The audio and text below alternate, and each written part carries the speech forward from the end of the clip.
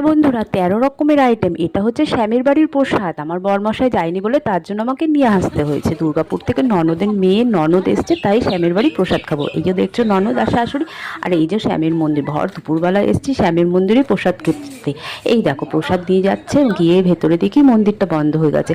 আর এই দেখো বাচ্চা কাচ্চারা খেলছে, কিছু মানুষ এসছে খেয়ে দিয়ে রেস্ট নিচ্ছে। আর প্রসাদটা কিসে নিয়ে যাবো, কন্টেনার নিয়ে আসিনি তো, তাই মিষ্টির দোকান থেকে আমি কন্টেনার নিতে গেলাম। সেই কন্টেনার নিয়ে এসেছি, নিয়ে এসে দিয়ে দিয়েছি। এই কন্টেনারে ওরা ভরে দিয়েছে।